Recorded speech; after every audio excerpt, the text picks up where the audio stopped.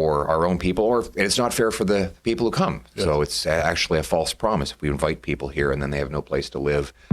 How is he going to pay for it? Welcome back to Moose and Loose. My name's David. Today we got Mark Carney at the NATO summit committing to not just 2%, but 5% GDP in military spending. We also have the Pew Pew buyback program being an absolute disaster. Canada Post, also a disaster. And we've got Pierre announcing that we need negative immigration to save Canada. Let's jump into this. Moving on here, we got Kirk posting this one. He says in under 4 years, the number of asylum claimants in Canada has increased by almost 300%. The number of asylum claimants went from 168,000 in Q3 2021 to just over 470,000 in Q2 2025. That is what we're seeing here. This is absolutely madness. People taking advantage of our system. These are not people desperately needing to flee their countries. I'm sure there's some of them, but not a lot of them. These are people from India and other countries who just want to stay here, taking advantage of Canadian hospitality. This needs to end. That's too many to be living off of taxpayer funds. Yep. Next up, we got this one. It says sales have stopped. Ontario developers predict layoffs if cost to build doesn't fall. How's this working for Gregor Robertson's housing plan? Is this how we build more homes? Being the worst year for construction I've ever had. I'm a 30+ year carpenter. It's bad out there. And we've got this one. It says Portugal tightens citizenship rules, doubling residency requirement for most foreigners to 10 years. Those from Portuguese-speaking countries such as Brazil and Angola will face a reduced wait of 7 years. When will Canada have this conversation? I think this is a great idea. If people really want to be Canadian, they should have to really fight for it. It shouldn't be handed out to every terror lord from South Asia, the Middle East, or Africa. We should actually vet the people coming in and once again get back to our system of bringing in the best and brightest. Too busy with EV mandates to give any attention, even if said EVs can't evacuate you out of a forest fire. Great question. Are these not European values Carney wants us to embrace? That's hilarious. With that, we've got Pierre calling to cut immigration drastically and even bring it to negative levels to get Canada under wraps. We have a lot of people who are supposed to be leaving in the next sort of year. They are international students and temporary foreign workers on temporary visas that are going to run out. Yes. So we're going to need more people to leave than to come for the next several years. And that means even having negative population growth in that time period. And then after that, we have to have a hard rule. And I proposed this a long time ago, that the growth in the housing stock, job market, and availability of doctors must always be higher than the growth in population. You can set that by the levels plan. There's something called the levels plan where the government actually sits down and pencils out how many people are going to be allowed to come in, how much our population is going to be allowed to grow. And we need to basically say, well, if we grew the number of doctors by this much, and we grew the number of homes by this much, the number of jobs by this much, well, the population can only grow this much because we can't overload any of those systems for our own people, and it's not fair for the people who come. Yes. So it's actually a false promise if we invite people here and then they have no place to live and they can't go to a hospital when they get sick. This is so on point. All the points he made in here are bang on. We need to bring that numbers down. It's a false promise to people coming in. It's the only way to solve the problem. We have to reduce immigration drastically and increase housing production. It's the only way. It's not through building modular houses with Modular Group in Brookfield. In effect, Poilievre is talking about a return to pre-Mulroney policy known as tap on, tap off, where we generally set immigration each year based on absorptive capacity. This was the Pierre Trudeau policy, which Mulroney changed to please Bay Street. This is how he wins the 2026 election. This needs to be a pivotal piece. There are just way too many people in this country right now. Next up, we got this one from Shrey Teese. So this is posted by the Republican Party of Alberta. And just as Shrey Teese is posting here, I thought the same thing. He said, I genuinely thought this post was from the Liberal Party when I first saw it. I mean, that's what you get when you pick red, liberal red. I know it's the Republican color in America, but I don't think this is really thought through too well. I mean, this looks like the Liberal Party in Canada. They would have been better off to pick a different shade of red or just a different color in general. When people glance at this, they see the Liberal Party of Canada. Next up, we got Mark Carney announcing Canada's new government has a mandate to strengthen and diversify our international partnerships. This is more EU nonsense. Today, we're delivering a strong new era of cooperation with the European Union. All these guys meeting for NATO. And what has Mark Carney done? He's committing our troops to reinforce NATO's eastern flank, sending these troops to Latvia. So if the EU rushes into Ukraine conflict, does that mean Canadians will be drafted to fight Russia? We're taking us down a rabbit hole where we won't recover. Everything everything you do goes against what real Canadians want. Isn't that the truth? And with that, they took their group photo here. And now there's this talk of 5% GDP. All 32 NATO leaders coming together to try and appease the alliance's biggest and most contentious member. They weren't paying very much. NATO was broke. Then I said, you're going to have to pay. And we did a whole thing. And now they're paying a lot. And a lot is about to be an understatement, with members set to vote to jack their minimum defense spending up from 2% of GDP to 5% in a bid to keep the U.S. on side. We are not spending enough as Europeans and Canadians, and they want us to equalize with what the U.S. is spending. An eye-watering figure for the Prime Minister. 5% of our GDP would be about $150 billion. I mean, that's a lot. It's a lot of numbers. Per year? Per year. That's a lot. Of course, it is it a means lot. Collectively around the table. But despite the cost, the Prime Minister confirmed in an interview with CNN that Canada supports the increase. We're making a commitment, but we're not locking ourselves in. We're not signing a bunch of post-dated checks for the hardware, military hardware of today. The 5% number has two streams. 3.5% on military hardware like jets and tanks, and 1.5% on defense infrastructure, which can include things like ports and railroads. Canadian officials have told Global News they believe Canada already meets the 1.5% infrastructure commitment, but boosting defense spending will cost Canada at least $47 billion annually, although when that needs to happen by is still being negotiated. We like to see steps along the way where there can be a re-examination of whether this is the right approach. Despite getting what he's wanted for years, the U.S. president is now casting a shadow over NATO's bedrock Article 5, which states if a NATO member is attacked, all other members are obligated to come to its defense. Depends on your definition. There's numerous definitions of Article 5. You know that, right?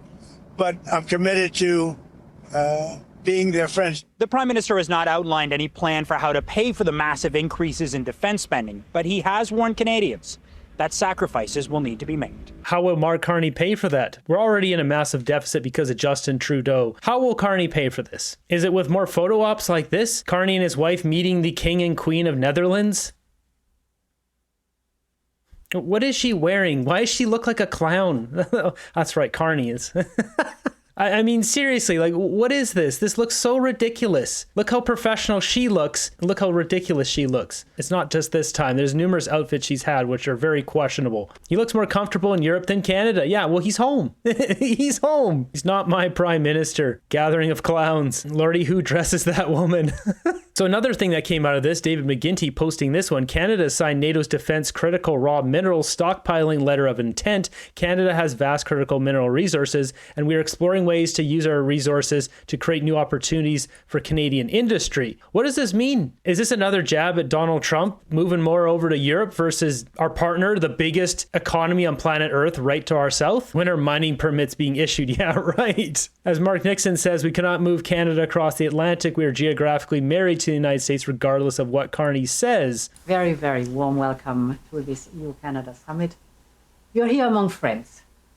That is very important to us. We have an excellent partnership, two strong democracies bound by historic ties and connected by a trade partnership that is dynamic, fair and open through CETA. I think it is time to go to the next level, to step up the intensity of our partnership. We do not only want to reaffirm today our partnership and friendship, but also reshape it. And there are lots of topics, from security of supply chains to critical raw materials, from digital services to artificial intelligence. We will sign a security and defense partnership agreement. This is the most comprehensive we've ever concluded. So the short message is, we know we can count on you and you can count on us. Oh, please. They can count on Canada? We can't even count on our own government. They think they can count on our government? We have a land border with the EU. Yeah. No, but Carney can move vast amounts of hard-earned money to Europe. Europe is broke and can't defend itself. What exactly is Canada hoping to achieve is a mystery to me. Yeah, Europe is not the country, or the European Union is not the countries we want to be partnering with here. This is absolutely insane. With that, we've got Candace Malcolm posting this one. Carney walks back his 20% military pay raise promise. Of course he does. It's just another lie from Mark Carney. Has a single Carney campaign promise been met? If only someone told them this would happen. Moving over to CBC, they got a panel talking about this whole situation. The Prime Minister is at the NATO summit in The Hague, where the United States is expected to push allied nations to agree to increase the benchmark for defense spending to a combined 5% of GDP. That's 3.5% for direct military funding and 1.5% for defense infrastructure. This is something NATO's Secretary General Mark Rutte praised the U.S. president for in a series of text messages, writing, "You are flying into another big success in The Hague this evening. It was not easy, but we got them all signed on to 5%. Donald, you have driven us to a really, really important moment for America and Europe and the world. You will achieve something no American president in decades could get done." All right. Is that the case? Let's bring back the power panel to talk about this. It's hard not to linger on those laudatory texts, Kate. Secretary General Rutte read part of the deal, clearly. Indeed. Well, and I think it does tell us something about how leaders are approaching the president at this moment. But I think where we want to focus in on for a minute is obviously what this means for Canada. This is a heck of a lot of money. Is 5% in Canada's best interest? I think there's what's in Canada's best interest and what is actually reasonable and attainable. And part of the reason that successive governments have been so reluctant to declare a GDP target has been because we lack the people power to actually put procurement to use. Obviously, the interview with the Chief of Defense Staff highlighted that that is not a problem that is going to be fixed in 1 year or maybe even 3 or 5 years. So there's a number that you can put on paper to sound good at NATO meetings. And then there's the more practical reality of how to make that money work for Canada. I did find it interesting that to get to 5%, Prime Minister Carney was talking about reliance on critical minerals and how we would be able to use future revenues from that to drive some of that defense spending. It was the Prime Minister during the campaign that said Poilievre and the Conservatives were using magic numbers when they were forecasting future revenues to help offset some of their budget considerations. So it's, again, one thing to make that commitment. It's another thing to finance it, and it's another thing to put it into use. Right now, it's just messaging. I'll wait to see if there's actual action. That's hilarious. Kate came locked and loaded with the facts there. I forgot about that one. So she's right. Carney was going after Pierre for that. Now here he is doing it himself. The U.S. has bigger photocopiers for printing money than Canada, though. Federal government procurement department is a tip of the iceberg for government incompetence. Yeah. So with this 5% benchmark costing Canada $150 billion a year, that would be 2,000 water bombers we could buy, 20,000 MRIs, 125,000 CT scanners, 100 new hospitals, 300,000 affordable housing units, 1,000 addiction treatment centers, 500,000 EV charging stations, 100,000 daycare spaces, 5 million home energy retrofits, installation, and heat pumps. How is Mark Carney going to pay for this? Should we really be spending that much on military right now when everything is crumbling in Canada? How about air conditioning in GTA schools? Yeah, no kidding. Next up, we got this one from Blacklock's reporter. The Pew Pew buyback program is risky. So a study was done. This is quite ridiculous stuff here. It says a federal report suggests that the Pew Pew buyback program to be enforced from October 30th by Public Safety Minister Gary Anasangari department will be a costly failure. Few Pew Pew owners trust the government, it said. So it goes on to say here the conclusion is drawn in the Privy Council office report, Understanding Pew Pew Owners. The Privy Council paid $99,977, basically $100,000 to Ecos Research Associates, an Ottawa pollster that we all know so well from the election and having the most inaccurate polling results, to distribute questionnaires to 1,712 Pew Pew owners nationwide. What did they find? Only 15% of owners surveyed said they were subject to the Pew Pew program. However, a majority of them, it's 57%, opposed the program. Asked, how likely do you think the affected Pew Pew owners are to participate in the program? 67% not likely. The rate was as high 71% in Alberta and Saskatchewan. Goes on to say here the public safety minister budgeted $346 million to collect 180,000 Pew Pews. The budget officer is estimating estimated the cost to double to $756 million. What a disgrace of a program, just wasteful spending. And let's talk about that for a second. So this $100,000 to eco research, what's going on over there? They distributed questionnaires to 1,700 people. I did the math on that. If a single person were to do that, if I were to do that myself, you would have to make 244 calls per day in 8 hours, and each call would be about 2 minutes long. If you're paying someone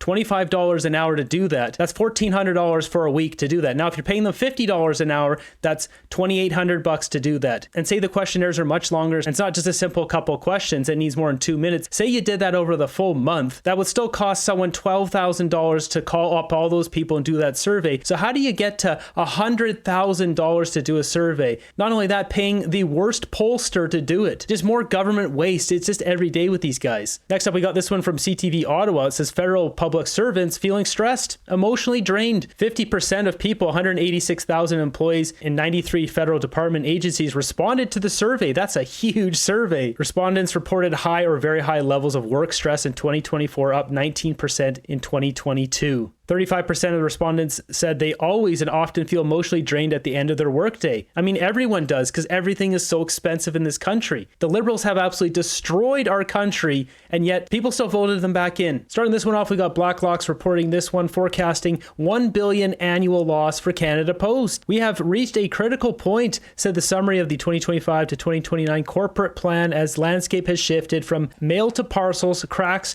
are rapidly appearing in the foundation of postal system, and it is clear significant changes are necessary to modernize and preserve the National Postal Service. Canada Post is an absolute disaster here.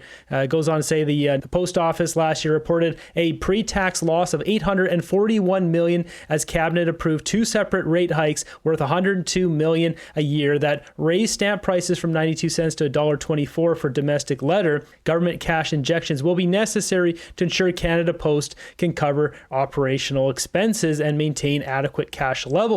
So listen to this here. So it goes on to say pre-tax losses after federal loans were forecasted at $962 million for 2026, followed by $1.1 billion in loss in 2027, rising to $1.2 billion in 2028 and $1.3 billion in 2029. I think we need a complete redo on Canada Post because this is ridiculous. There's one way to fund this though. You could take that money straight out of the CBC. We've got this one coming from Israel Netanyahu declaring victory over Iran.